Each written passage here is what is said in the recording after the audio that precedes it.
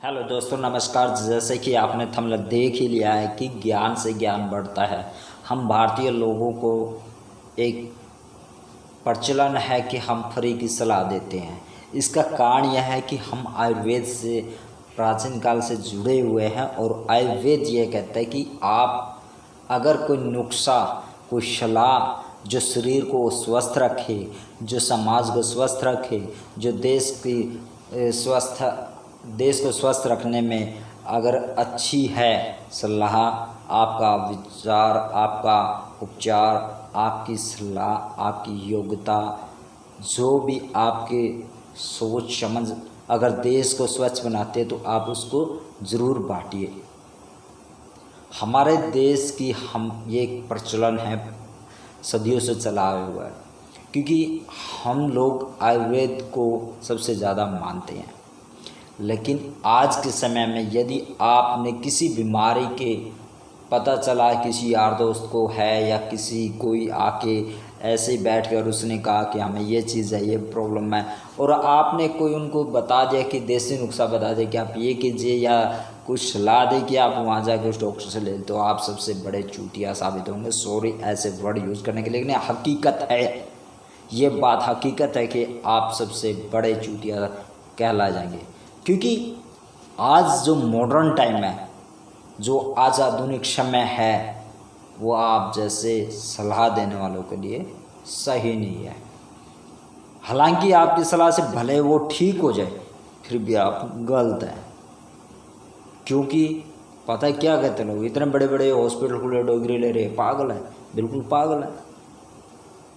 हल्का सा पेट में गैस का दर्द होता तो डॉक्टर के पे जाते हैं और दवाइयाँ महंगी महंगी लिख देते, कोई थोड़ी सी बात होती है जब लिख देते। लेकिन हम क्या करते थे, हमारे दादा दादी क्या करते थे, अगर हल्का सा पेट में दर्द हुआ इसलिए है तो क्या देते थे, त्रिफला दे देते थे, घर पे बनाया हुआ। हर्ड की फाकी दे दिया करते थे, काहड़ और काला नमक की फाकी घर पे तैयार कर लिए थे और वो दे देते पानी के साथ, बिल्कुल चुप एकदम मस्त। किसी को पेट की बीमारी नहीं होती, जब पेट की बीमारी नहीं होती तो दूसरी बीमारियां कहाँ से आएंगी।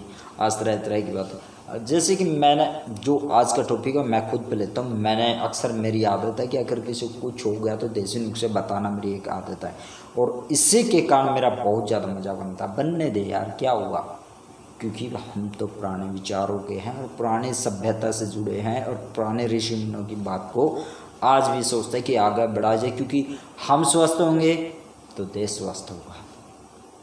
हम अगर पैसे अपने बचाएंगे तो देश के पैसे बचेंगे। अब जैसे कि आई फ्लू की बीमारी चली थी, इसमें क्या होता है कि एक आयुर्वेदिक डॉक्टर ने बताया था हमें कि जो त्रिफला है उसके 1 चम्मच लेके पानी में, 1 गिलास पानी में डाल दो, और उससे जो पानी थोड़ा सा अच्छा तैयार होगा उससे अपनी आँखें पे छींटे मार ले, या उसे आपने उस पानी से अपने आँखें धो ले तो त्रिफला से का जो पानी है उसे उसी समय से फ़र्क आपके आई फ्लू का होना ठीक हो जाएगा। लेकिन अगर आप ऐसी सलाह देंगे, कोई भी ज्ञान बांटोगे, तो आप सबसे बड़ा महामूर्ख, और जो वर्ड मैंने ये इस्तेमाल किया तो वो। इसका दूसरा कारण है कि आधुनिक जो अब मॉडर्न टाइम है, सलाह पहले हम मानव एक दूसरे से लेते थे, मानवीय सलाह सबसे ज़्यादा मानते थे।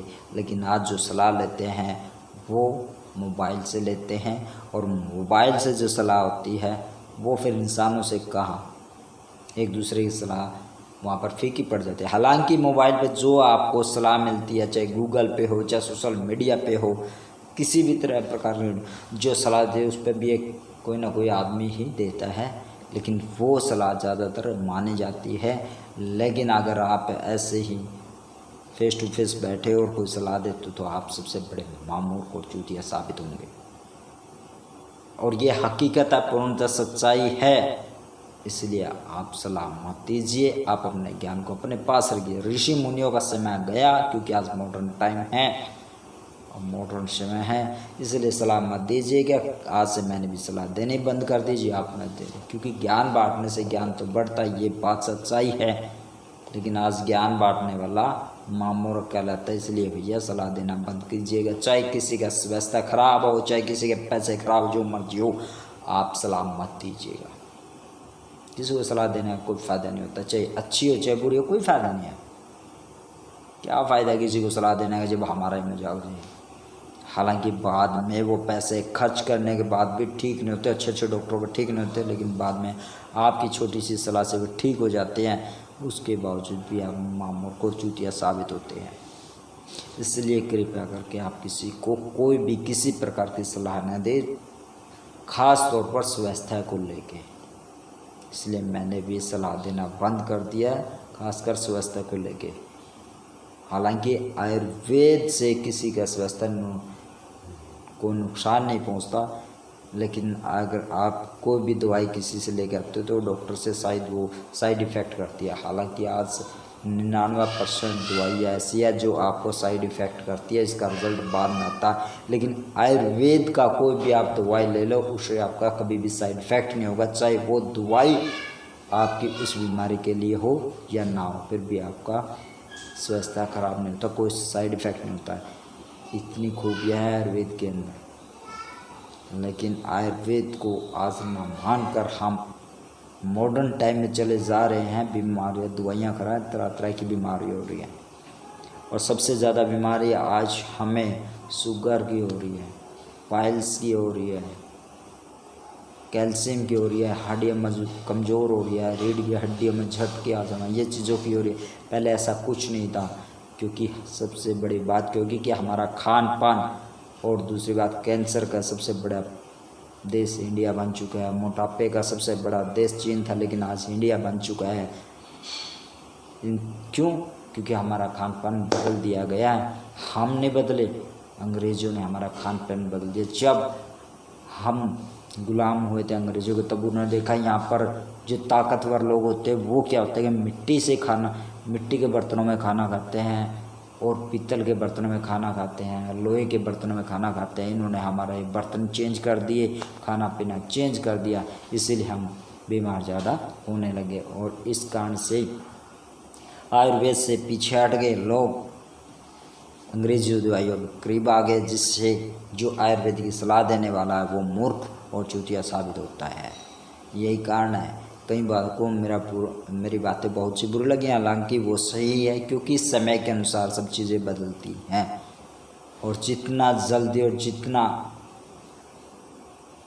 पूर्णतः इलाज आयुर्वेद के अंदर है, इतना कहीं भी नहीं है। इसीलिए आयुर्वेद से जुड़े पेड़ पौधे लगाए, और लोग चांद पर जाने को बहुत उतावले हैं, लेकिन जिस पर जीवन है पृथ्वी पर, उसको स्वस्थ करने में एक कदम भी आगे नहीं बढ़ते, बल्कि उसको नष्ट करने में 2 कदम आगे बढ़ जाते हैं। इसलिए आपने आपको आयुर्वेद में ज़्यादा डालें, स्वस्थ रहें तो बेटर रहेगा। इंग्लिश दवाइयाँ तो आपको नुकसान करेगी। और मेरी बातों अगर किसी को ज़रा सा भी बुरा लगे तो भाई अपने कमेंट में लिख दिए, उसकी बता देंगे क्यों लगा भाई, आप उसका जवाब भी देंगे। और किसी को अच्छी लगी है भाई तो भी सलाह दीजिए, कमेंट में लिख दीजिएगा। और इंतज़ार करें मेरी अगले वीडियो तक। फिर मिलते हैं एक नए विचार के साथ, नई टॉपिक के साथ। तब तक इंतज़ार करें मेरा।